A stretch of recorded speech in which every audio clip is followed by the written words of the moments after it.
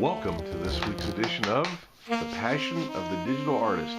And here he is, that passionate digital artist himself, Jeff Mueller. Yeah! Hey Xavier, how's it going? A little more subdued opening tonight. I'm fine. How are you doing? Yeah, I'm awesome. Welcome to this week's edition of What Does an Artist Do?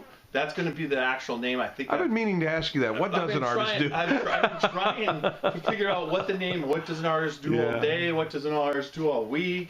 This is just, what does an artist do? I know what this artist did. You had a really nice birthday party for your grandson today. Yes, my grandson is 1. Can't believe it. that. Oh my God, what a fast.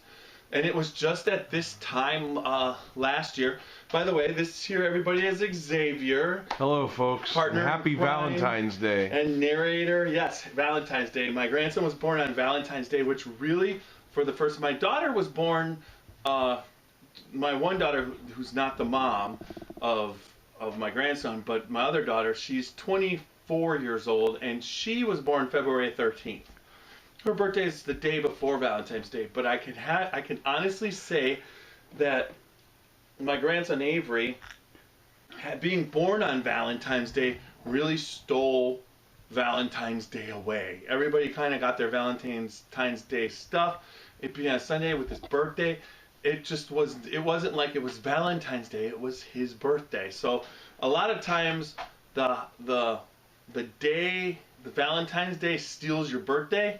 That didn't happen here. The birthday stole Valentine's Day. Definitely the first birthday stole Valentine's Day, and it was a great celebration with some really great food, not to mention what baby's mommy, Samantha, made, the cherry cheesecake, which was to die for. And then she decorated the cake with... Oh, yeah. Lots of good stuff vocabulary.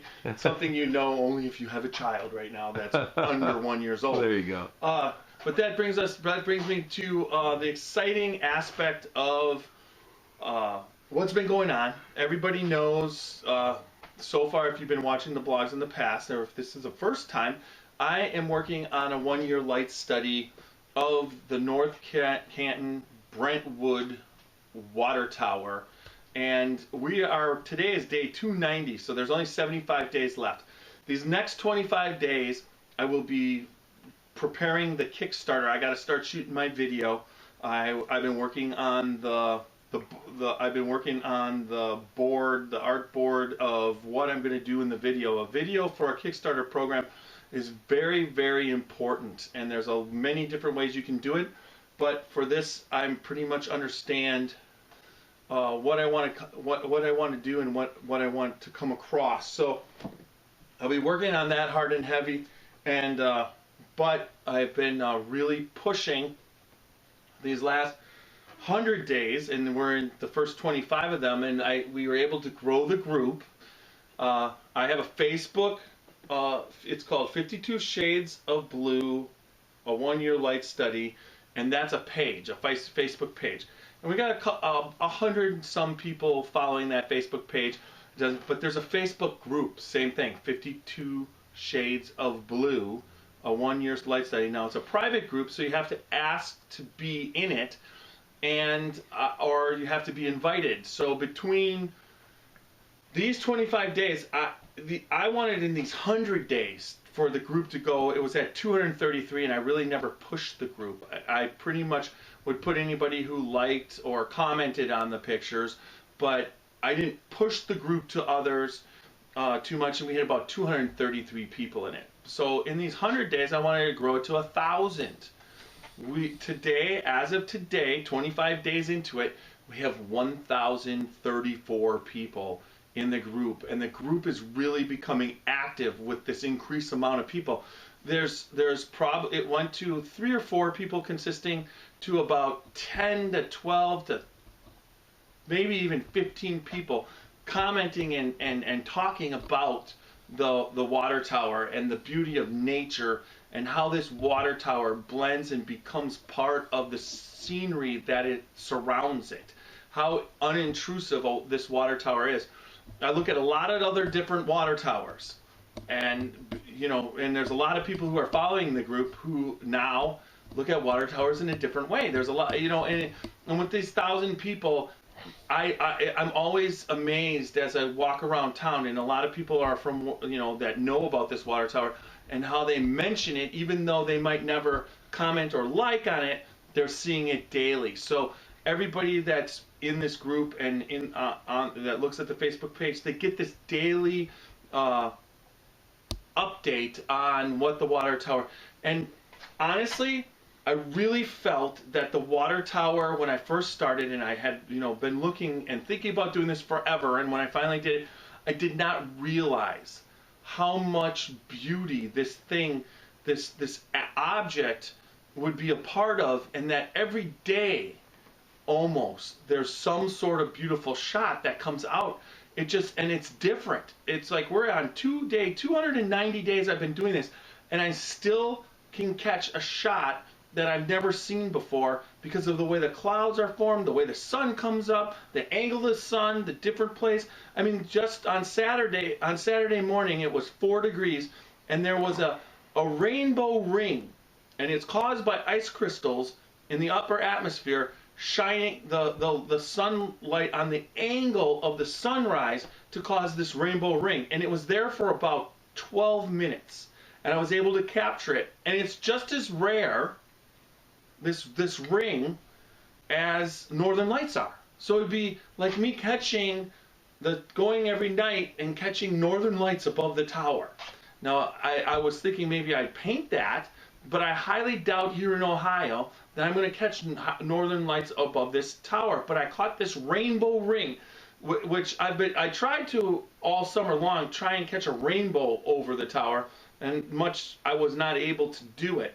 But I was able to catch this ring on the sunrise, and it's really kind of cool that you're able to do that, and it's just amazing how there's always something. I tell you what, you've had nearly a year of photos of the water tower, and there are that means you got about 360 spectacular photos, but the recent ones of the sunrise are just breathtaking. Well, I've taken about 8,500 pictures. They're on my computer, they're on my phone, and they're backed up to a disk. Out of these 8,500 pictures, I'm going to have to come up with 52. And what's going to be the hardest thing to come up with these 52 pictures. They're going to have to be they're going to be spectacular, because to whittle down 85 and get rid of all the ones, I'm going to first take it down to 500, then I'm going to take it down to 250, then 100, and then get it down to the final 52. And really, they're going to be the most spectacular pictures, and I know that there's easily 52 phenomenal shots. Every day someone's like, I like this one, this is the best one, I think this is one of my picks, and I keep notes on this. But at the same time, it's just amazing that I can still go there and be excited and still walk away from there with a different shot. And the snow that we hadn't had up until this point, but the snow that we finally got, I've walked away with so many new shots, because the way the snow reflects back up into the tower, changes the tower, everything. It's the coolest thing. So that brings me to the next part. What do artists do? Well, one of the things we do is we try and make, I like to be creative and express myself, and a lot of my work might not, if I'm doing, it just depends on what type of artwork you're doing. I love to do fine art that maybe someday will be in museums and document our time period. But a lot of your artwork isn't something that somebody just buys and puts in their house. So there's a certain amount of stuff you want to do as an artist to make money. And this is one of them. I take in commissions. And my newest commission, I haven't named it yet, but I will. This is my newest commission. I still have to paint it with oil, so between this and Crossroads, next weekend I'll be painting. But this particular one, I purchased, just got it and framed. It's going to be going to a friend of the family who did some services for us, and it was a trade out. But I really make out because the trade out was a good amount of money. So I was able to do a painting of his grandson. But this is the kind of stuff that you do as an artist for people to go about, bringing in, doing commissions, and making some money. Because like I said, a lot of my stuff is good for show, and I get a lot of good feedback. But as far as selling, that's the rough part. Any artist knows marketing and selling is the hardest part. To make yourself famous, and that's what this whole video blog is about. Me and my career, and documenting these years of the hard work and the effort that you put forth, and the different types of marketing that an artist does. What does an artist do? That's what we do. We pretty much go out and we sell ourselves, and pretty much through our painting that and our artwork, our souls. Because we really put ourselves into these paintings and into the art. I put myself into this painting. It's a commission. It's something that I needed to do and said I would do, and it really represents what I do. And every time I do something, I make sure that what I do is up to my standards and up to my quality, and the time and effort's there. And this is something that, as an artist, that it doesn't matter whether you're doing a commission, you're doing one of your pieces of work, you got to put everything into it. And so that's just something I wanted to cover this week, and I think we got it covered for this week, right? I'd say we did, or we do, or yes, whatever the proper tense is. Psyched up! Everybody psyched up. The water tower's getting us. Head of steam on it. It's exciting. Can't wait for these 75 days and the 25 days for the Kickstarter. And then once I got that going, and then I'm going to take those 50 days. And once that thing's done, I can't wait. I'm chomping at the bit. I have so many ideas going through my head for the paintings. I mean, the paintings are going to, it's just going to be, acrylics are going to be flying. I think I'm going to probably try oil. I'm going to be I've already done the watercolors, and then you're doing the digital, the tradigital, everything about it. It's just like I'm getting excited because I know that there's some really, really good stuff, artwork that's going to be coming out of this. And when you're this excited, after doing something every day for 290 days and the excitement's still there, you know you're onto something special. So that's sure are. Woo, woo, woo! Anything else, Mr. Xavier? No, other than talk about a spectacular Super Bowl last week. Yeah. And, a storybook outcome with Peyton Manning winning his Super Bowl. Hope he's smart enough to step down and walk out on top. Well, I'll tell you what, it had to be a great day for him, and it was a great day for the Denver Broncos. So congratulations to the Denver Broncos. And nobody remembers who comes in second.